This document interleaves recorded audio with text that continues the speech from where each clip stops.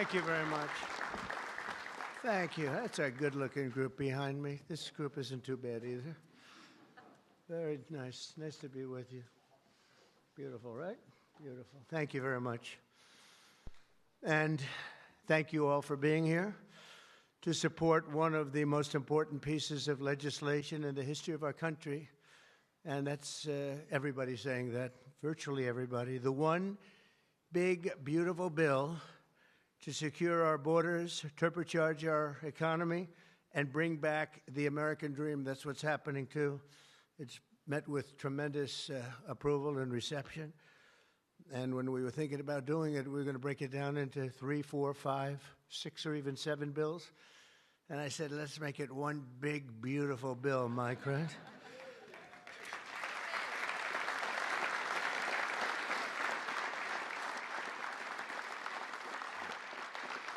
They actually said it would be very much harder to get this way, but it would be better. And the truth is, I think it worked out well because there's something for everybody, and I think in many ways much better. We're delighted to be joined by Secretaries Marco Rubio, Scott Bessent, Pete Hegseth, Doug Burgum, Doug Collins, Sean Duffy, Howard Lutnick, Linda McMahon, Brooke Rollins, Scott Turner, Chris Wright. Wow, that's a hell of a group. I think that's the biggest group of cabinet members. Huh? That's the biggest group of cabinet, and we're not finished yet because we have our great Attorney General Pam Bondi here, U.S. Trade Representative, and he's working around 24 hours. We have them one after another. Countries come. Everybody wants to be with us because we have the hottest country in the world. A year ago, we had a disaster on our hand. We had the coldest country, I think, by far. And now we have the hottest. The King of Saudi Arabia, when I was there, we brought back $5.1 trillion between Qatar, Saudi Arabia, and UAE. And all three said, great leaders, they all said to me the same thing. You know, it's amazing. In 4 months at that time, now it's getting to be close to 6. But in 4 months, they said, you have the hottest country anywhere in the world. It's not even close. And they thought we were dead a year before that. They said, I thought you were dead. The country was dead. And it was pretty close to it. But we have the hottest country in the world, so it's great. And Trade Representative Jamieson Greer is very busy because, where are you, Jamieson? Everybody wants to make a deal and have a part of it, right? I know you and Howard and Scott are working overtime, making deals with other countries. Remember a few months ago, the press was saying, do you really have anybody of any interest? Well, we just signed with China yesterday, right? Just signed with China. We have everybody. We're not going to make deals with everybody. Some we're just going to send them a letter, say, thank you very much. You're going to pay 25, 35, 45%. That's the easy way to do it. And my people don't want to do it that way. They want to do some of it, but they want to make more deals than I would do. But we're having some great deals. We have one coming up, maybe with India, very big one, where we're going to open up India.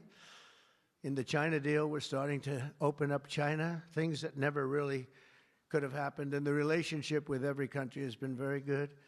And we also have OMB Director, who's very busy also, Russ Vogt. Thank you. Thank you, Russ.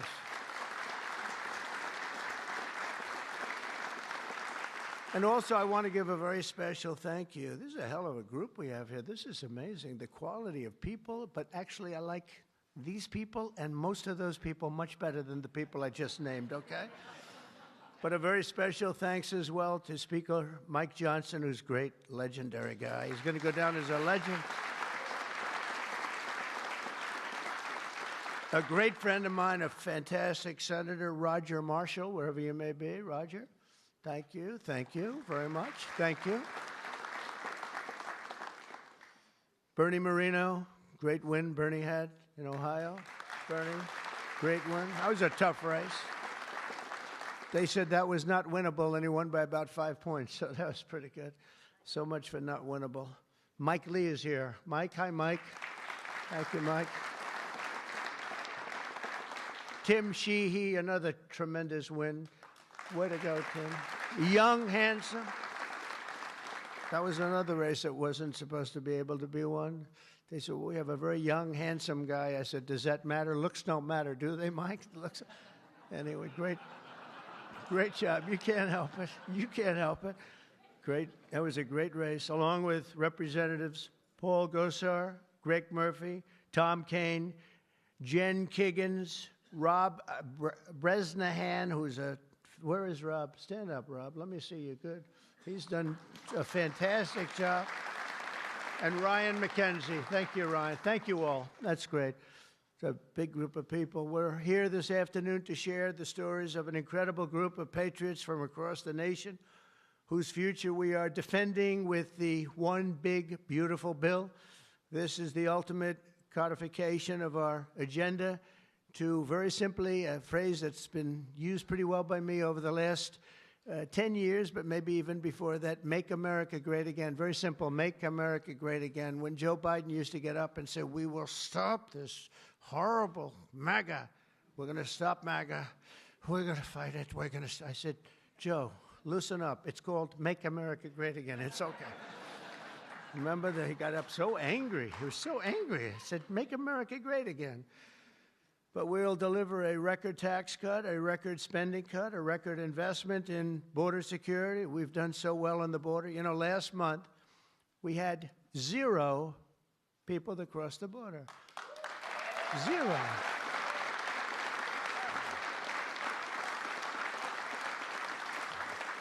So Christie and Tom Homan and some of the people, what a job you've done. But, you know, people forget about that. They don't care. The border's been fixed. I wanted to talk about the border 2 days ago at a big group. Sir, they don't want to hear about the border. Why? It's fixed. You know, it's the second time it happened to me. In 2016, I won on the border. I fixed it in about 3 months. It was beautiful. And they wouldn't let me talk about the border. Sir, nobody wants to hear about the border. But we're going to talk about it anyway. Right, Tom Homan? We're talking about it anyway.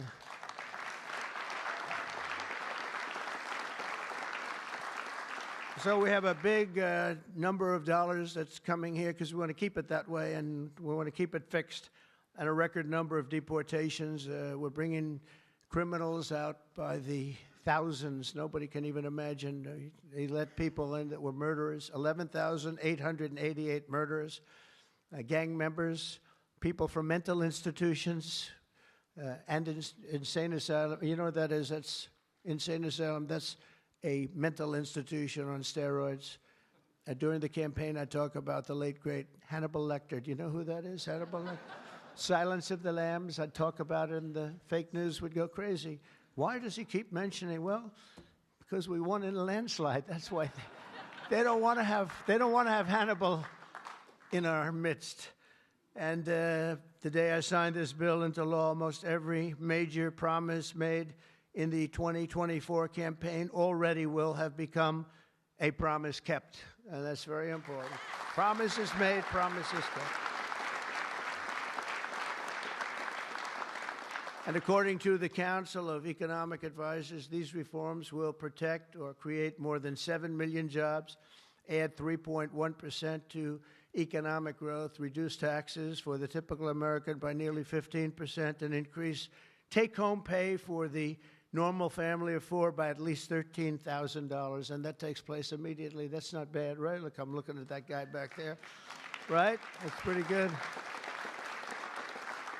And if we had a person over at the Fed that would lower interest rates a little bit, that would be helpful too. It's hard to believe. This is on top of, you know, we have to fight this guy. He's not doing the job. Each point that he keeps it up is the equivalent of $300 billion. $300 billion. So if he loaded 2, it would save $600 billion. We have to work hard with cuts on that, right? That's a lot of cutting. And this guy could do it so easily. We don't have inflation. Well, we might have inflation. Yeah, and if you do, you raise the rate a little bit. That's okay. But we're going out because Biden gave us a lot of short-term debt. And given the short-term debt, he did us no favor. So I think what we'll do is we'll probably just extend the short-term debt and then go out, because I don't want to tie it up for 10 or 15 years at a high rate. But every point is it's really more, is $300 billion. So if we got it down to 1%, we're talking about almost $1 trillion in saving just with the stroke of a pen. No work, no missing anything, just like an accounting situation. Oh, Doug Collins, I just see Doug. Did I mention you, Doug? I don't think so. I'm glad I saw you. I'm glad that somebody's going to be in big trouble with you. They didn't write your name down, Doug. Somebody's in big, somebody's in, I got you. So we think of that, though. We save, and all you have to do, it's so simple. I'm explaining to this guy, and Biden extended him. That wasn't good. I'm explaining to him, you can do so much for our country. You could save $1 trillion just with a stroke of a pen. Just the utterance of a sentence that we're going to be cutting. It's a shame. It's a shame. We're one of the highest. We should be the lowest. You know, with the United States of America, we'd have money coming in like at levels that they have never seen. I got a call the other day from the people in Congress because we're doing our bill. I didn't even tell you this, Mike, and they called. They said, there's something wrong with the numbers, sir. I said, what's wrong? I don't know. They're not balancing out. There's something really wrong. I said, is that a good thing or a bad thing? Well, we don't know. I said, what's the problem? We're taking in much more money than we have scheduled. I said, so far that sounds good. They said, how much is it? About $80 billion. I said, do me a favor, check the tariff line. They called me back an hour later. Sir, we've taken in $88 billion in tariffs. Isn't that a beautiful thing? $88 billion. I thought I'd tell these little stories.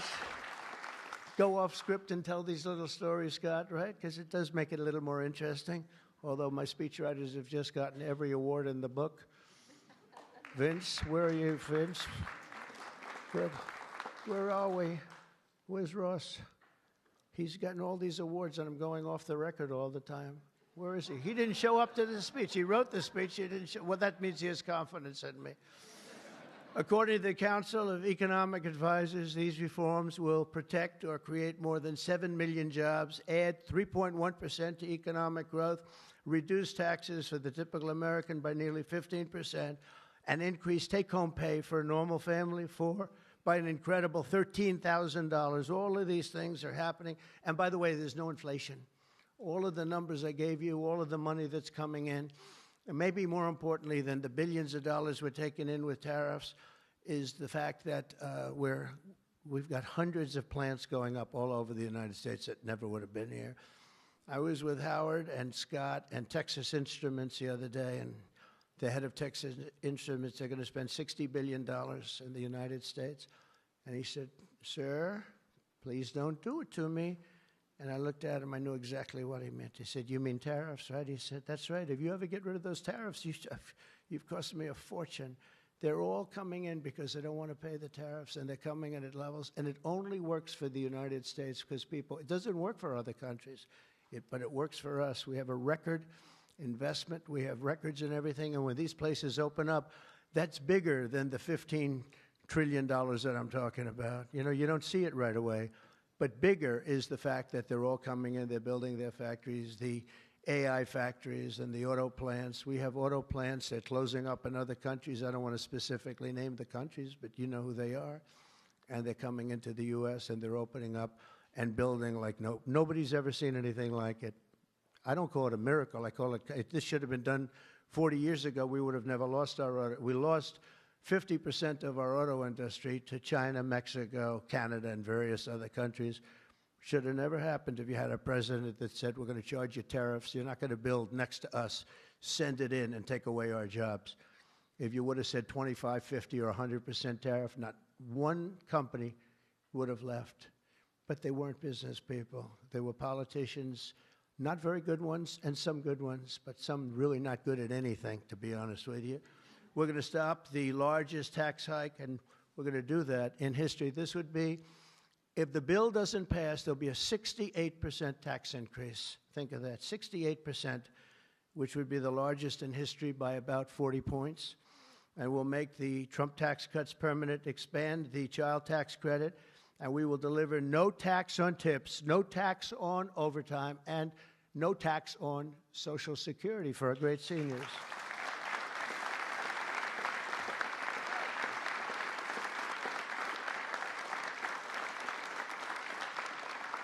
Among the countless citizens who will benefit from these tax cuts is Malachi Krzyzewski, a devoted mom and DoorDash driver from Ripon, Wisconsin, who uses her tip income to support her son. Just think of that, no tax on tips. And it was a very big problem. I was at a dinner in my beautiful building in Las Vegas, and unrelated to this, and I said, what's going on? I will never say good-looking waitress, because looks don't matter anymore, you know, in our modern society. She happened to be beautiful, but I won't say that. I won't mention that. But nevertheless, a waitress came over, and I said, how are you doing? She said, not good, sir. Why? The government is killing me on tips.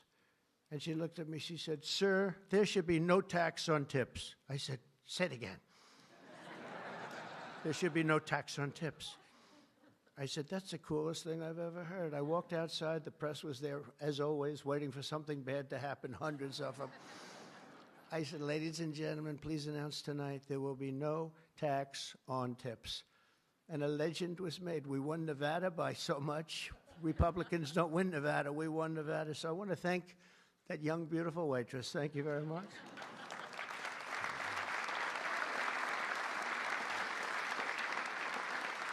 But with no tax on tips and other cuts, this bill will save Malachi thousands of dollars per year, enabling her to achieve her goal of visiting every U.S. state with her son. She wants to visit every state by the time he's 18 years old. So, Malachi, it sounds to me like you're off to a fantastic start. And where are you, Malachi? Where are you? Congratulations. Great. That's good. Thank you. Also with us today is Luke Wilson, a 23-year-old electoral lineman. He loves being an electrician, but in this case, the lineman. And these are guys that take big risk, and it's hard stuff. But if you know what you're doing, it's fine. He's from Harmony, Pennsylvania, as well as Dee Sova, a truck driver from Springfield, Missouri, where, by the way, our beautiful planes landed, our B-2s. They landed after 36 hours of flying. Great going, Pete. And they hit the target. And they hit the target, and the target has now been proven to be obliterated, just as we said. We had little fake news from CNN. Thank you very much, CNN, for that. With 3 million miles of driving under her belt, who mentors other women in her industry. And I just want to say, Luke and Dee spend countless hours working overtime to help make this country run. And this bill, the typical overtime worker like them will take home nearly $1,500 extra every single year. So you're talking about at least $1,500, and there will be no harassment because you were being harassed by the Democrats. So Luke and Dee, congratulations to you both. Thank you very much. Congratulations, wherever you may be. Thank you. Thank you very much. Also with us is James Benson, a third-generation auto worker from Belleville, Michigan, who has spent 26 years at Ford Motor Company, which is doing very well. They have a lot of plants in this country. If you have plants in this country, you're going to make a lot of money. And is a member of a tremendous group of people, auto workers. And I'll tell you, we love these people. Auto workers for Trump, and I came through for them, but they were with me long before I really thought. A lot of people said, is he going to run again? Will he run? They've always been with me, the auto workers. James was a lifelong Democrat until 2017 when he saw the benefits of our tax law, and he also liked Trump. Now, sometimes they can like the law, but if they don't like the candidate, it's not going to matter, right? Is that right, Marco? Marco knows, because he has been one hell of a great Secretary of State, right? Stand up, Marco. Everybody respects Marco, right? True. Everybody respects him. Now we're delivering an even bigger win for the auto workers by making interest on car payments fully tax deductible. You know, that's something only rich people seem to have gotten. I said, you know, and that was my idea. It's pretty simple. But I said, you know, the rich people, they always looking for deductions. We want deductions. Linda, did I say, will you please stand up? Linda McMahon. So great. How much is Harvard going to be charged? How much are you asking for Harvard? Because they really have violated a lot of different caveats, haven't they? Huh? A lot, like a lot. They've been given $5 billion over the years. Can you imagine? And that's over a short number of years. That's just the beginning. They have $52 billion sitting in the bank, and they haven't been nice to our country. So I want to thank Linda McMahon, who's been really fantastic. But I said on interest, I said, why couldn't we, if a car is made in the United States only, because otherwise we don't care if it's made someplace else, give the people that buy the car a deduction on the interest that they're paying to buy the car. And people said, what a great idea. It's so simple. It's like the paperclip. Somebody came up with the idea of a paperclip many years ago, 1817, and he became a very rich person. And everybody looked at it and said, why the hell didn't I think of that? But it's like the paperclip, but only if the car is made in America. Remember that, James. We're going to keep those Michigan auto factories roaring. And as you know, we won Michigan by a lot, Susie, right? We won Michigan by a big margin, and something that typically is not easy, but I think we've won it. I actually think we've won it 3 times in a row. So it's been a great state, but a big factor with the auto workers. They went with us very big, and I love them. The One Big Beautiful Bill will also be an incredible victory for American farmers, another group that we did great with, especially family farmers like James Cullifer of Virginia Beach. Our bill will provide 100% expensing so they can buy a new farm equipment. And by the way, the expensing is good for everybody, not just farmers. And it'll virtually eliminate the so-called estate tax or the death tax. So you have a farm, you leave it to your children. If you like the children, you leave it. If you don't worry about the details. No, some people don't want to leave them. They don't like their kids, you know? Anybody in here not liking their children, farmers? But if you like your kids, you want to leave it. And a lot of times what was happening before I got there, because I put this in the first tax bill, as you know, but people would die, they'd leave their farm. There was no cash, but there was value to the farm, sometimes good value. It's called real estate rich and cash poor. And the kids had no money, and they'd be foreclosed out by a bank. They'd borrow money to pay the estate tax. You don't have to pay estate tax anymore. That's pretty big stuff. So for the farmers and for others in small business, it's great. But James's family has been working in the land for generations, and with this bill, we will ensure that family farms like his can stay in the family for many generations to come. Where's James? James, you around? Where's James?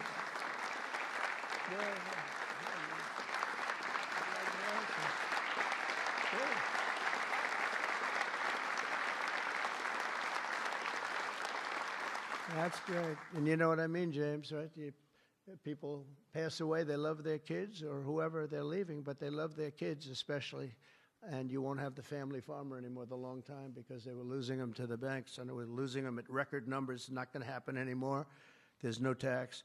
We're also going to empower American parents by expanding opportunity scholarships to provide school choice. School choice is a big deal.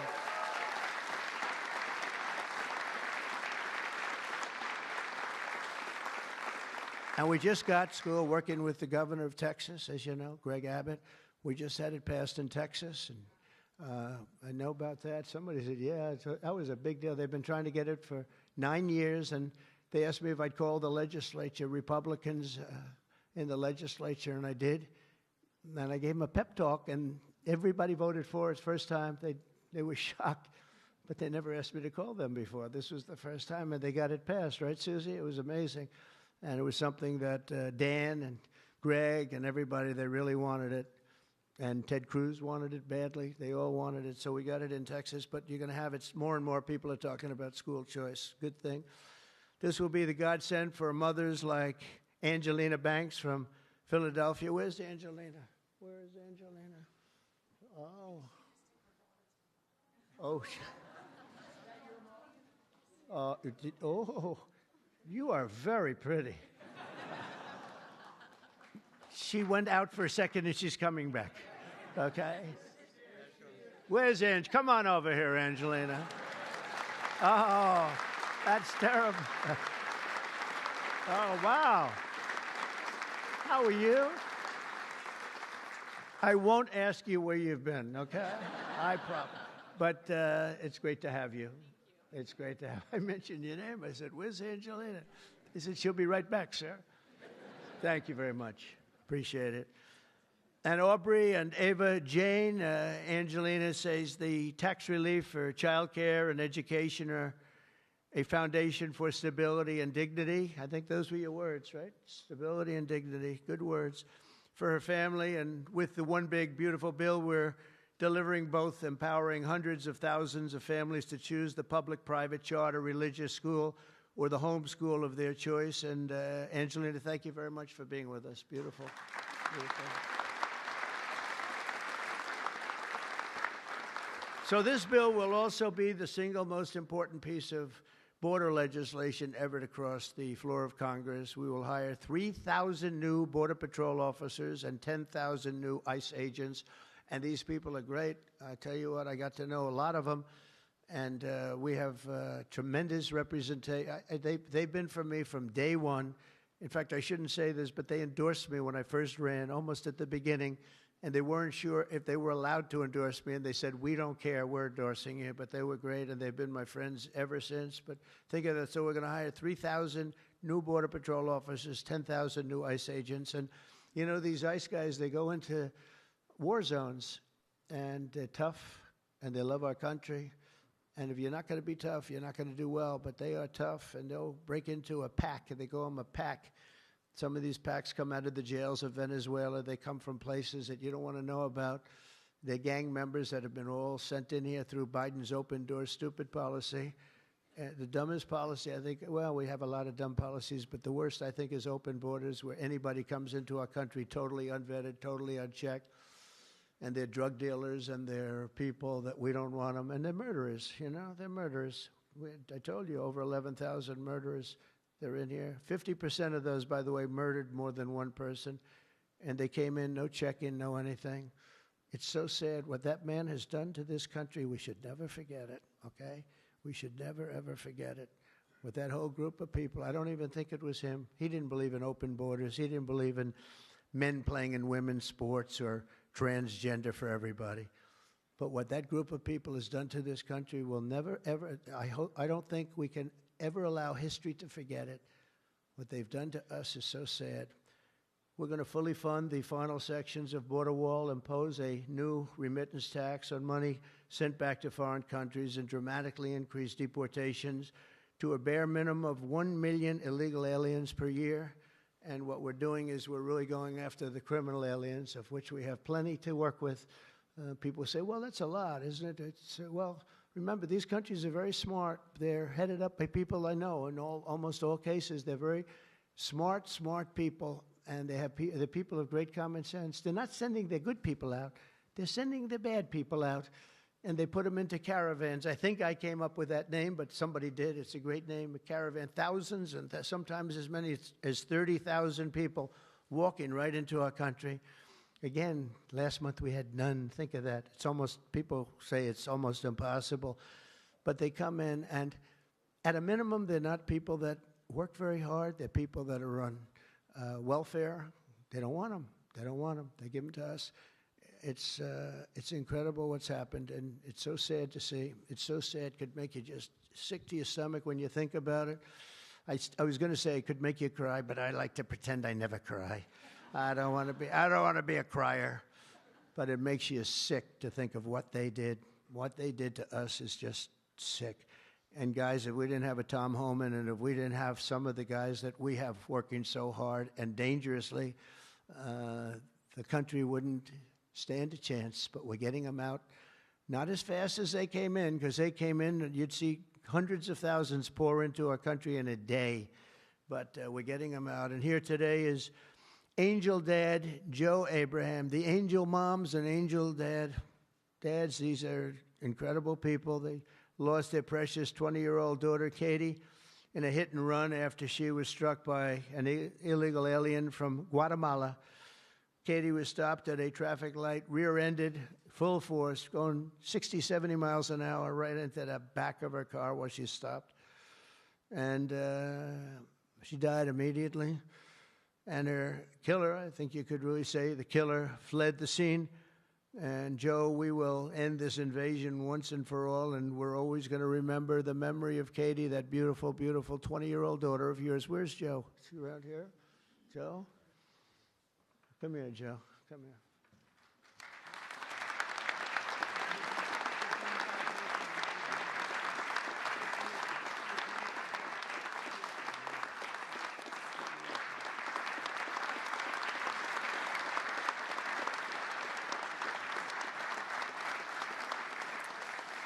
Ah, boy, oh, boy, oh, boy. Thank you, Joe, very much. Also with us is Sarah Stewart from Kerrville, Texas, who lost her brother to the fentanyl epidemic that has inundated her small town. Our bill provides billions and billions of dollars to stop fentanyl and other illicit narcotics.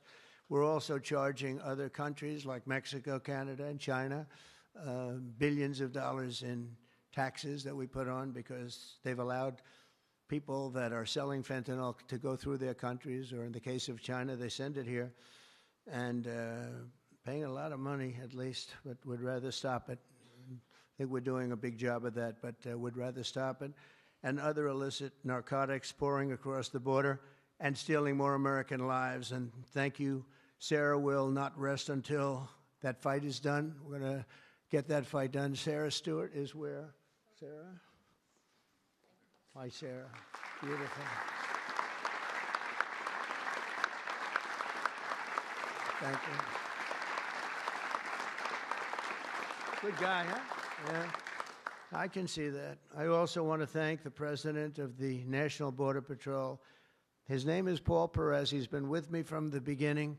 And Brandon before him. These are great people. I've gotten very friendly with some of these people from Border Patrol and ICE because I'd call them once every 2 or 3 days. How we doing? How we doing? How we doing? If you remember, Kamala was the border czar. And in 4 years, she never made one call to Paul or Brandon or anybody else. And I'd like to have Paul come up, say a couple of words. If you're here, Paul. Where are you, Paul? Oh, there you are. Go ahead. President Trump made promises that he's kept. Now it's time for Congress to back him up.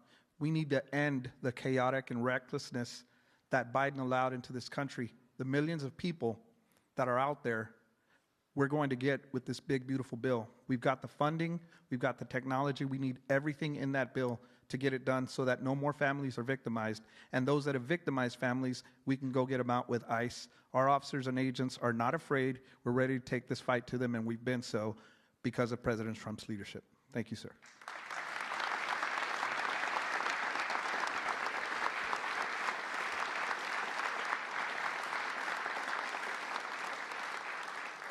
He's been a great friend of the country. He really has, and he's worked with Tom Homan and Christie and all the people that work so hard. They have been incredible. And, I wasn't going to do this, but I see Tom Homan is sitting there, and, I have to call him up. Look at that. I don't call up the Speaker of the House. I don't call up Marco or Peter or anyone. But I want to call this guy because this guy is keeping us very, very safe. Come on up, Tom.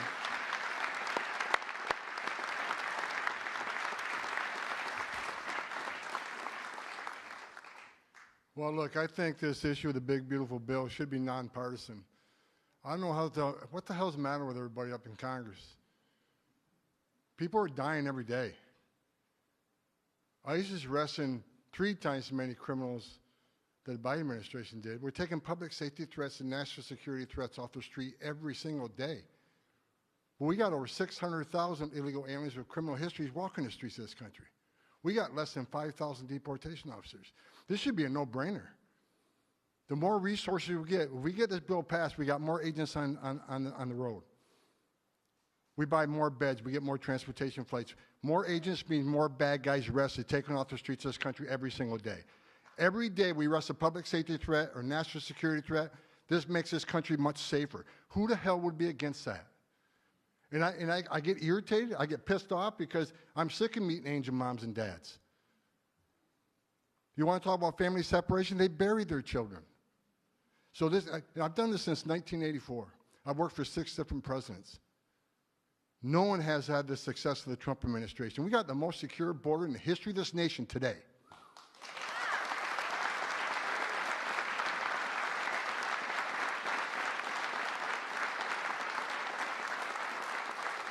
But we need more border wall. Border walls save lives. Women and children can't get over that wall, which means they go to a place where there's not a wall. And what's waiting on them? The men and women of the Border Patrol who take care of the humanitarian needs and save their lives. We already got fentanyl seizures down half. Fentanyl seizures should be 100%. We should have zero fentanyl coming to this country. We need money to help secure that border at a higher level. Stop the fentanyl from coming in. Stop the sex trafficking of women and children. Stop the known inspected terrorists coming across that border. Right now, I was looking at the stats today. ICE is arresting a record number of known suspected terrorists in this country, along with the FBI. With more money, we can arrest more of these people, make this country safer. This is a nonpartisan issue. Let's make this country safe again. So the Democrats and the Republicans and the Independents, I don't care who you're from, pass the bill so we make this country safe, so we can stop the violence against ICE officers. Let's make this country safe again. And without that bill, it's going to be a hard road. We got a lot of people to look for, a lot of people to arrest, a lot of national security threats we know are in this country. We need to find them. We need more money to do that. We need more agents to do that. For God's sake, let's pass this bill and get this done.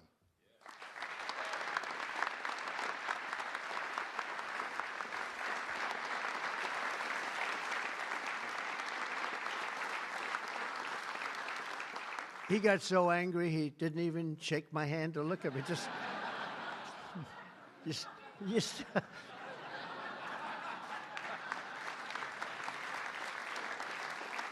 But he's right. He's right. And we have no money for the border if we don't pass this bill. We have virtually nothing. And so we're going to get it done for you, Tom, and for all of the people that have worked with you. It's been amazing, the job you've done. And just in finishing, look, this is the largest tax cut in the history of our country. They want to give you, the Democrats want to give you the biggest tax increase in the history of our country. They have things, whether it's border or economic development or no tax on tips and Social Security and no tax on overtime and all these different things. There are hundreds of things here. It's so good. And we're going to also cut costs. We're cutting $1.7 trillion in this bill, and you're not going to feel any of it. And your Medicaid is left alone. It's left the same. Your Medicare and your Social Security are strengthened. We're not cutting. The Democrats are going to destroy all three of them because it's not sustainable. They'll end up cutting your Medicare, Medicaid in half. So we're going to do a real job. It's so important. So if you can, call your senators, call your congressmen. We have to get the vote. I want to thank you. You have been unbelievable, Mr. Speaker. You have worked round the clock for months,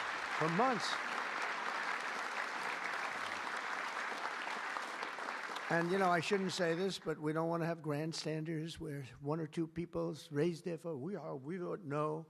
And they do it to grandstand, that's all. Not good people. They know who I'm talking about. I call them out. But we don't need grandstanders. We have to get our country back and bring it back strong. And our country is going to be stronger, bigger, better than ever before. We're going to make it better than ever before. And that's despite the bad hand that we were dealt 6 months ago. We were dealt a really bad hand. We were dealt a sick hand. It's unbelievable. You know, when I came back yesterday, as you know, I made a big trip to a place where we had 28 countries represented, and we did something that's never been done. They've raised the number of money, the amount of money that they spend to $1 trillion a year, and that's for world safety. But they all asked me the same question. They said, how could you have allowed this to happen to your country? I said, I didn't do it. But they said, how could you allow people to pour in? They don't understand it. They all have borders. They have fences, they have walls, or they have just strong people standing there. You can't do it. And they said to me, you know, it's amazing that they allowed these things to happen. And it's amazing, too. I agree. You know, as a business guy, I always like to understand where the other side's coming from. What do they want? What do they get? And, you know, you can make good deals based on understanding the other side. I never understood the other side in this case. Why would they allow people to pour into our country unchecked? You know, I can see people wanting people to come in, and you let them come in. You have a vetting process. You let good people. We're letting a lot of good people in, but they're coming in legally. But why would you allow people to come in that you can look at them and say, big trouble, big trouble? Why would you do it? It's nobody understands. And a lot of people say voting, but, you know, we've got to strengthen up our elections because the voting is crooked as hell. Got to strengthen it up. But it's not that. It's either they're stupid and they're not stupid, or they hate our country. But we love our country, and we're going to stop this madness, and we're going to get this bill approved. And all of the things that I've been talking about now for 2 years on the campaign trail, and we won, remember, we won every single swing state. We won by millions of votes. We won everything. We won every, it was a landslide. We won something that nobody talks about, districts. You have thousands of districts. We won 2,750 to 505. Think of that. That's why when you see a map, the whole map is red. That stands for Republican, by the way, because it stands for a lot of other things too, but it stands for Republican with a little piece of blue on each side. But that's why, think of that, 2,750 districts to 505 districts. That's what, this was a slaughter, but it gave us a mandate to do some great things. And I want to thank John Thune, and I want to thank the speaker, and I want to thank Marco and everybody here, they have been so incredible. Pam, you've been unbelievable as the Attorney General. We appreciate it. Not easy, not easy. And we're coming back faster than anybody ever thought possible. I told you what they said to me on just trips by very smart people. But we're going to make this, we're going to do this very quickly. It's happening a lot faster than even I thought possible. And we're going to be celebrating very quickly, and we're going to be celebrating for a long time because we're turning our country around. We're getting our country back. And we're ruling with common sense, you know, whether you're conservative or liberal or, as they like to say, progressive. They don't like the word liberal anymore. Progressive, I think it's a beautiful word, too. That's why I call them liberal. It's too nice a word. I don't know how you can be progressive when you're turning the country backwards. But no matter what you are, it's all about common sense. And I think that's the way I've ruled. I do what's right. I want to have borders. I don't want to have transgender for anybody that happens to leave the house at a young age, the things they do. I don't want to have men playing in women's sports. That's got to be, you know, they say it's an 80-20. I think it's a 97-3 issue. It's so ridiculous. It's so ridiculous.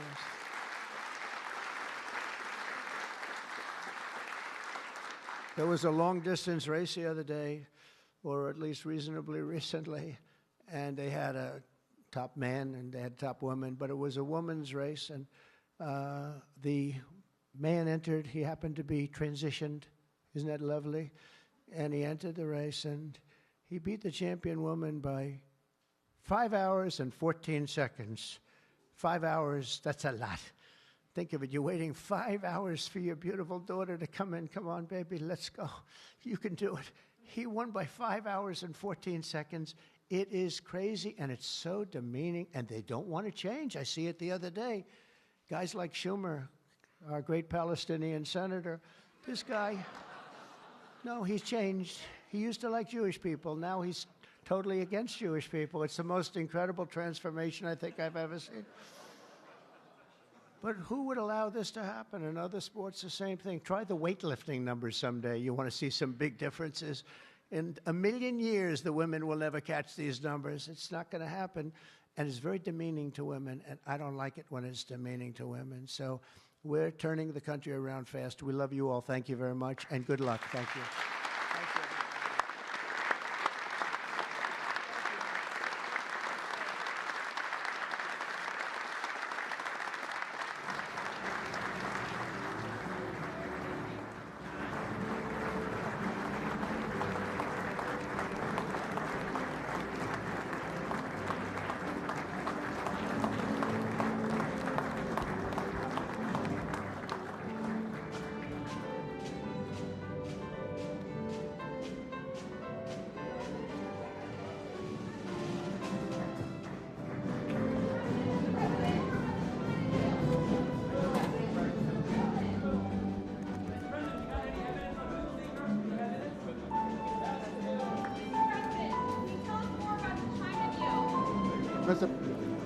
Mr. President, can Congress finish this by July 4th? We hope so. Mr. President,